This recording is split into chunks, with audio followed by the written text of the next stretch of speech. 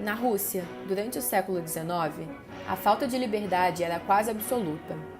No meio rural, os camponeses viviam submetidos à nobreza latifundiária, classe social teoricamente livre, porém que vivia subjugada pelo czar. Milhares de pessoas eram enviadas ao exílio na Sibéria, condenadas por crimes políticos. Capitalistas e latifundiários mantinham o domínio sobre os trabalhadores urbanos e rurais. No governo do czar Nicolau II, a Rússia acelerou seu processo de industrialização.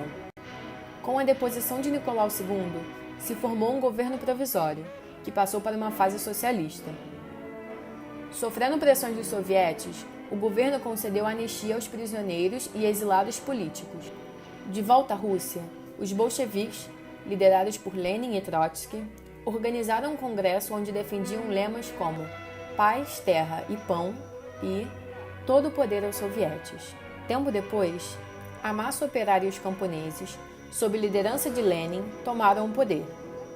Os bolcheviques distribuíram as terras entre os camponeses e estatizaram os bancos, as estradas de ferro e as indústrias.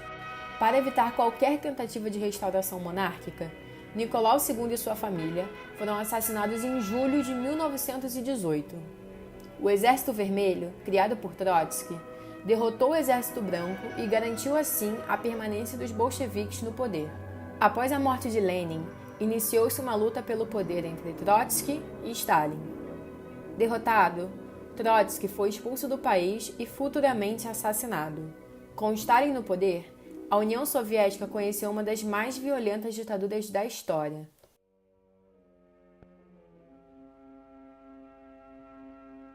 Após a Revolução Russa de 1917, um jovem chamado Sergei Mikhailo Eisenstein, filho de um engenheiro e arquiteto, cansou de fazer cartoons políticos e resolveu entrar no Corpo de Engenharia do Exército Vermelho como voluntário.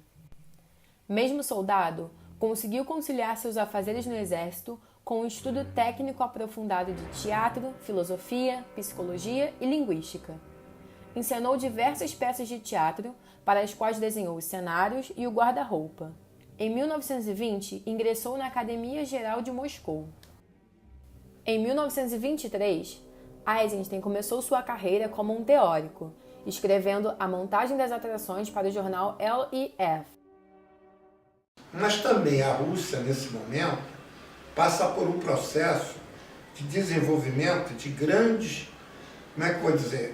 tendências artísticas, né, em todos os campos. E aí você tem o futurismo, você tem o construtivismo, e você tem também outra tendência que vem já desde o século passado, que é o realismo. Então, isso tudo, ele está nesse caldeirão de cultura, de efervescência cultural. Não é esse marasmo que a gente vive hoje, não. Está todo mundo discutindo grupos, conflitos na Europa toda. E também, principalmente lá. Porque, principalmente após a Primeira Guerra Mundial, né? E a Revolução começa no fim do ano 1917, vai se desenvolver. Mas também nesse processo se desenvolve a Guerra Civil Russa, que vai de 1918 a 1922. Então ele está nesse caldeirão. Essa é que é a formação dele, né? Então vai fazer a cabeça dele e ele começa a desenvolver, a partir daí, do teatro. Então a gente faz uma pequena experiência cinematográfica chamada O Diário de Glonov.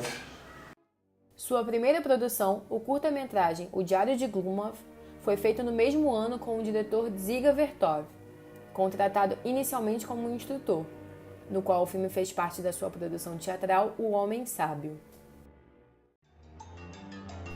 Aos 26 anos, seu primeiro longa-metragem foi A Greve, com tomadas expressionistas, reflexos em espelhos e metáforas visuais. A partir de seu passado teatral, escolhia atores não profissionais. E ele estava lá muito sem fazer nada, já era 1925, quando ele é convidado pelo Comitê Central do Partido Comunista para fazer um filme sobre os acontecimentos de 1905, que foi um grande momento de grande rebelião em toda a Rússia. Não era só em Moscou, em São Petersburgo, a Rússia toda teve grandes revoltas. Mas ele tinha um prazo para entregar o filme. Esse filme tinha que ser entregue até dia 20, mais ou menos, de dezembro de 1925. E aí ele começou a filmar os acontecimentos. Quando chegou em agosto, ele viu que não ia dar conta de filmar aquelas coisas todas em todos os lugares diferentes que tinham acontecido. Aí o que ele faz? Ele reduz a produção apenas aos acontecimentos do encoraçado Potemkin, Potemkin, né, como dizem os russos. A clássica cena na escadaria de Odessa é o ponto alto do filme. As cenas iniciais, banhadas em luz e alegria, são substituídas pelas imagens chocantes de repressão violenta pela guarda do czar. A própria escada já traz em si um símbolo da crueldade hierárquica, social e política. A cena da mãe assassinada, cujo carrinho de bebê desce degraus abaixo, é sempre citada como uma das mais famosas da história do cinema.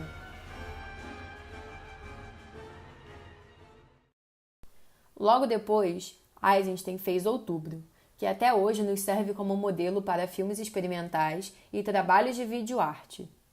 O cineasta teve bastante liberdade criativa em seus primeiros filmes. Os problemas começaram com A Linha Geral, de 1928. Para o ditador Stalin, a obra não estava de acordo com seu realismo socialista. Graças ao sucesso extraordinário de O Encoraçado Potemkin, foi chamado pela MGM e embarcou para os Estados Unidos. Apesar de ter amigos poderosos como Charlie Chaplin, seus projetos não decolavam.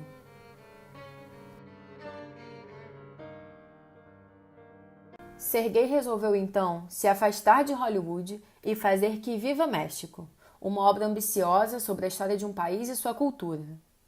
Infelizmente, as filmagens foram interrompidas por problemas financeiros.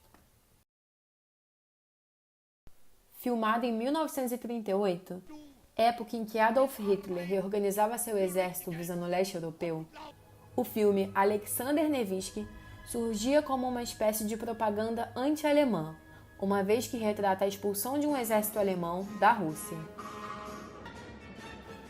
Após um período de fracassos e de uma longa estadia no exterior, este filme lhe trouxe a glória que há tanto tempo lhe era devida.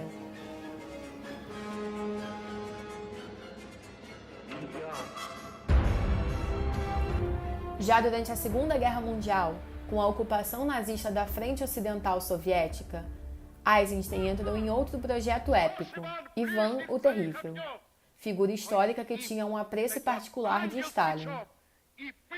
Com esse espírito, Sergei se engajou no projeto em 1943, terminando a sua primeira parte no ano seguinte. A segunda parte foi iniciada em 1946, no momento de reconstrução da União Soviética. Uma terceira parte foi vislumbrada, porém um ataque de angina interrompeu seu trabalho por vários meses.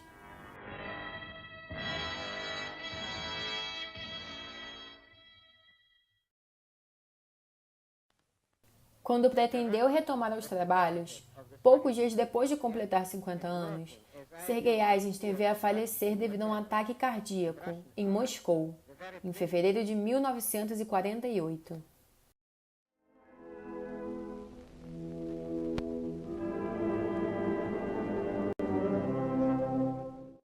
A montagem métrica se caracteriza pela proporção do tamanho dos planos numa forma matemática como um tempo musical.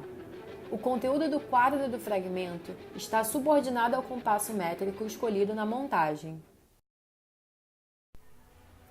Montagem rítmica é o conteúdo dentro do quadro do plano, um fator que deve ser igualmente levado em consideração. O carrinho de bebê funciona como um acelerador da montagem. O movimento dentro do quadro que impulsiona o movimento da montagem de um quadro ao outro. A montagem tonal aparece nas cenas de neblina, baseadas na qualidade da luz. Ela mostra o quanto é difícil estabelecer as relações entre tons emocionais e visuais propostas pela análise do diretor. Montagem atonal foi desenvolvida por via de uma analogia musical, que o próprio Eisenstein descobriu que não se enquadrava nas categorias ortodoxas por ele criadas, sendo muito difícil trabalhar sobre a tonalidade da impressão fornecida por cada plano. A montagem intelectual tem seus momentos em Outubro, na cena em que uma série de imagens de ídolos religiosos passa de representações cristãs e modernas para uma figura nativa mais primitiva, trazendo a relação do homem com seus deuses.